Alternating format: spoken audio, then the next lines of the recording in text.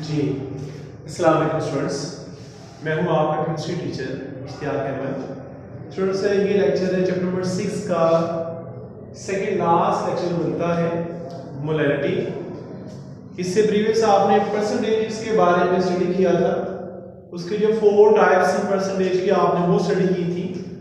आज मोलैरिटी का टॉपिक है जो आपने स्टडी करना है। ये भी स्टूडेंट्स कॉन्सेंट्रेशन को इंडिकेट करने के लिए, कॉन्सेंट्रेशन को जाहिर करने के लिए एक तरीका है, एक मेथड है जिससे आप कॉन्सेंट्रेशन को जाहिर करते हैं, इंडिकेट करते हैं। और इसके अंदर आपको सबसे पहले मोलैरिटी के हवाले से इसमें बताया जा रहा है। मोलैरिटी है क्या? What is molarity? Number of moles of solute dissolved in 1 decimetre cube of solution. आपके पास कोई भी सॉल्यूशन है, अगर उस सॉल्यूशन के अंदर उसका टोटल वॉल्यूम है 1 डेसीमीटर क्यूब और उस 1 डेसीमीटर क्यूब के अंदर जो अमाउंट ऑफ सॉल्यूट डिसॉल्व की गई है वो है 1 मोल, तो उससे हम कहेंगे कि वो उसकी मोलैरिटी है। जितने मोल किसी भी सॉल्यूट के उस सॉल्यूशन के अंदर डिसॉल्व किए जाएंगे, वो जो मोल्स की तादाद है उसी को हम कहेंगे मोलैरिटी। अगर let's suppose 1 decimetre cube of solution है, उसके अंदर जस्ट 1 मोल डिसॉल्व किया गया है, तो सॉल्यूशन की मोलैरिटी होगी 1, इनके 1 मोल होगा सॉल्यूशन। अगर किसी सॉल्यूशन के अंदर उसका वॉल्यूम है 1 डेसीमीटर क्यूब और उसके अंदर जो मोल्स की तादाद है सॉल्यूट की वो डिसॉल्व किए गए हैं 2, तो उस सॉल्यूट की मोलैरिटी होगी 2। और अगर उसके अंदर 3 मोल हल किए गए हैं 1 डेसीमीटर क्यूब सॉल्यूशन के अंदर, तो फिर सॉल्यूशन की मोलैरिटी होगी 3 और इस तरह से आगे भी चलता रहेगा। तो ये हमारे पास है मोलैरिटी की डेफिनेशन। इसको स्टूडेंट्स रिप्रेजेंट किया जाता है m के साथ, कैपिटल M के साथ इसको इंडिकेट करते हैं। और ये जो मोलैरिटी है इसका एक तो केमिस्ट्री के अंदर यूज होता है, एक इसका अलाइड साइंसेस के अंदर भी यूज होता है। अब इसमें कहते हैं कि हमारे पास इसका है फार्मूला है। फार्मूला क्या है? कहते हैं मोलैरिटी जब वो इक्वल होता है number of moles of solute divided by volume of solution in decimetre cube. Students, ये जो हमारे पास मोलैरिटी का फार्मूला है ये बहुत ही इंपॉर्टेंट फार्मूला है। रीजन ये है कि इस फार्मूले के साथ आपने 10th क्लास में जब आपके पेपर होंगे तो उसके बाद आपके प्रैक्टिकल्स आते हैं। प्रैक्टिकल्स कम बेसिकली इस मोलैरिटी के साथ सॉल्व करने के लिए जो प्रैक्टिकल्स हैं वो राउंड अबाउट कोई 7 to 8 है, जो आपके सिर्फ इस फार्मूले से ही डिसॉल्व होंगे, सॉल्व होंगे आपके। और उसके साथ साथ ये वाला फार्मूला इस लिहाज से भी इंपॉर्टेंट है कि कुछ न्यूमेरिकल्स भी आपके इस चैप्टर के अंदर इसी फार्मूले से ही सॉल्व होते हैं। अब यहां पर कहते हैं कि जो आपके पास ये मोलैरिटी है ये इक्वल होता है number of moles of solute के divided by volume of solution in cubic decimetre. तो यहां पर आपके पास ये जो है ना number of moles of solute, इसके लिए एक और फार्मूला है और वो क्या है कि ये basically number of moles of solute जो है ना वो क्योंकि इक्वल होता है mass of solute in grams over molar mass of solute के। क्योंकि हमारे पास जो सॉल्यूट है उसका मास कितना है, ग्राम्स कितना हमने लेना है, और मोलर मास ऑफ सॉल्यूट कितना है वो भी हमने कैलकुलेट करना होता है। अब ये कहते हैं कि आप ये number of moles of solute जो बेसिकली इसके इक्वल होता है, तो हम ये जो इसकी वैल्यू है वो हम अगर यहां पर पुट कर दें तो हमारे पास एक नया फार्मूला बन जाएगा। लेकिन उससे पहले आपको मैथमेटिकली जब चेंजिंग करनी है तो स्टूडेंट्स को काफी हद तक इसमें अंडरस्टैंड नहीं हो पाता। जो बुक में लिखा हुआ है वो बच्चे जब पढ़ते हैं तो थोड़े से बुक ला जाते हैं कि आखिर इसको कैसे सॉल्व किया गया। तो यहाँ पे मैंने आपको इसका आसान सा मेथड बताया हुआ है। इसमें लिखा है कि आपके पास जो number of moles of solute ये डिवाइड हो रहा है वॉल्यूम ऑफ सॉल्यूशन के साथ। तो क्योंकि ये वैल्यू इस वैल्यू के साथ डिवाइड हो रही है, इसकी मैंने पहले लिखा है इसको number of moles of solute को, फिर यहां मैंने डिवाइड का सिंबल लगा दिया। इसका भी मतलब ये है कि ये लाइन है, डिवाइड लगा हुआ, बटन लगा हुआ है। उसके बाद यहां लिखा है मैंने volume of solution in cubic decimetre, जो कि यहां नीचे लिखा हुआ था। मीन के इस फार्मूले के अंदर और इस फार्मूले के अंदर कोई भी फर्क नहीं है। ये जस्ट बटे के साथ लिखा गया है, यहां पर जो मैंने ये तकसीम की अलामत, डिवाइड की अलामत मैंने यहाँ पे सिंबल लगा दी साहब। स्टूडेंट्स इसके बाद अब इसको सॉल्व करना थोड़ा सा इजी होगा। अब आप ये करेंगे कि number of moles of solute जो है ना वो चूंकि इक्वल होता है इसके, तो अब मैं number of moles of solute की जगह पर जो इसकी वैल्यू है वो इधर पुट कर देता हूं। तो number of moles of solute जो वो इक्वल होगा ये mass of solute in grams के और मोलर मास ऑफ सोल्यूट के divided by volume of solution cubic decimetre, ये एज इट इज आ जाएगा। ठीक हो गया स्टूडेंट्स।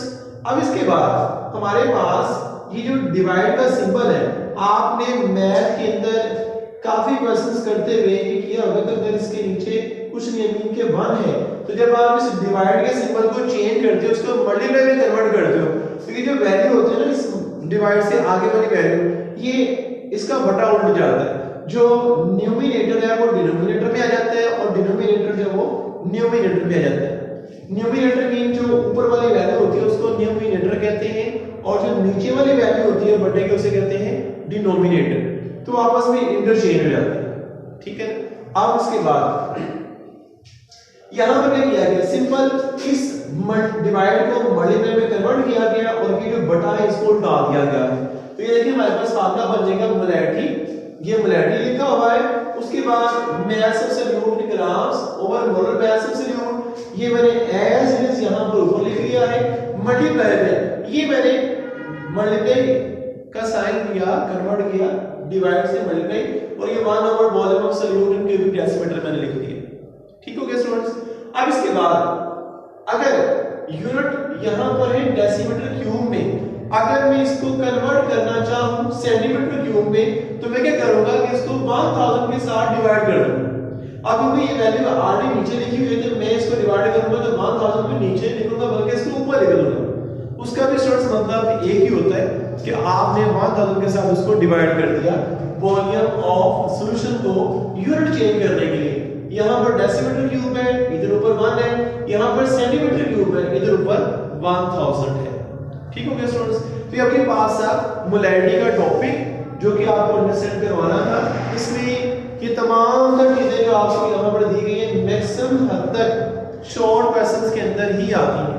लेकिन स्टूडेंट्स कभी कभार ये टॉपिक जो है ना एज अ लॉन्ग क्वेश्चन भी आ जाता है, लेकिन जब भी ये लॉन्ग क्वेश्चन आता है तो उसके अंदर प्रिपरेशन ऑफ मोलर सॉल्यूशन लाजमी आता है।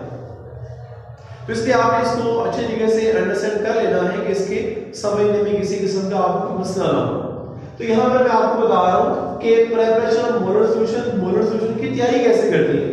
ये बड़ी इंपॉर्टेंट चीज है और इसके अंदर आपको इसको अंडरस्टैंड करने से पहले ये जरूर रिवाइज करवा देना चाहता हूँ कि मोल क्या होता है। आपने स्टूडेंट्स 9th क्लास के फर्स्ट चैप्टर का आखिरी टॉपिक पढ़ा था मोल, और आपको अगर याद तो उसमें आपने डेफिनेशन पढ़ी थी। ये मैं डेफिनेशन यहां पर लिख देता हूं। If molecular mass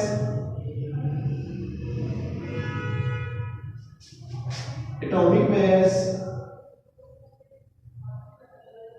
or formula mass is expressed in grams, it is called मोल। अगर आप किसी भी चीज का मॉलिक्यूलर मास है या उसका एटॉमिक मास है या उसका फार्मूला मास है, यहां पे स्टूडेंट्स और आ जाता है तो किसको फॉर्मूला लगाते हैं। If molecular mass, atomic mass, formula mass is express in grams, it is called mole. अगर आप किसी भी एटम का जो मास है, एटॉमिक मास है, किसी भी मॉलिक्यूल का जो मॉलिक्यूलर मास है या किसी भी फार्मूले का जो फार्मूला मास है, अगर आप उसको इंडिकेट कर देते हैं ग्राम्स के अंदर तो वो इक्वल हो जाता है मोल के। आपको शायद याद आ गया होगा इस डेफिनेशन के बारे में। तो यहाँ पर स्टूडेंट्स आपके पास ये है डेफिनेशन इसकी। अब इसको मजीद आपको मैं एग्जांपल के साथ ये एक्सप्लेन कर रहा हूँ, जरा अंडरस्टैंड कर लीजिएगा। देखिए हमारे पास लेट्स सपोज अगर मैं कहता हूँ कि 1 मोल ऑफ NaCl है, तो इट मींस कि इसका जितना टोटल मास होता है ना, फार्मूला मास का बनेगा उतने इसके ग्राम में ले लीजिए। तो हमारे पास सोडियम का मास है 23 और करंट का मास है 35.5, तो इसका टोटल मास बनता है 58.5। तो ये जो है ना हमारे पास ये निकला फार्मूला मास। अगर मैं इसको इंडिकेट कर देता हूं ग्राम्स के अंदर, तो ये ग्राम में कन्वर्ट होने के बाद बनेगा इसका मोलर मास। इसको हम कहेंगे 1 मोल का मास।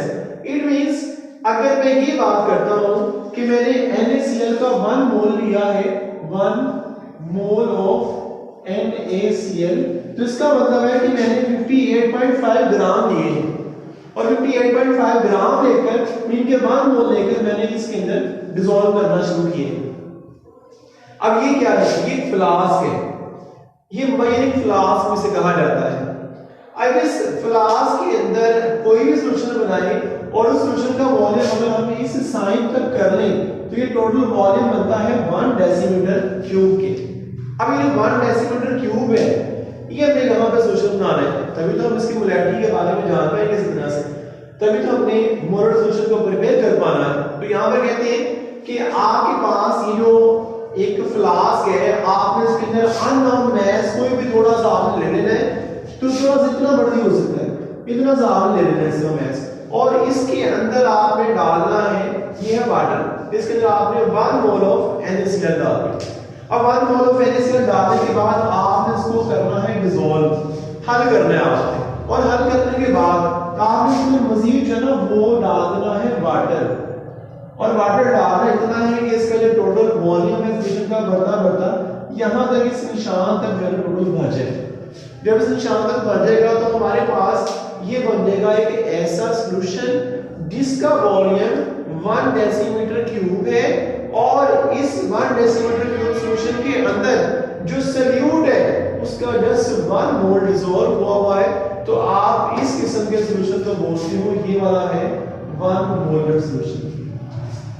ठीक हो गया स्टूडेंट्स? और अगर हम इसी फ्लास्क के अंदर, मेजरिंग फ्लास्क के अंदर अगर हम NaCl का 1 मोल लेते, बल्कि हम ले लेते हैं 2 मोल ऑफ NaCl, तो इट मींस कि हमने 58.5 ग्राम का डबल ले लिया है, जो कि इक्वल हो जाएगा 58.5 multiply by 2 is equal to 117 gram.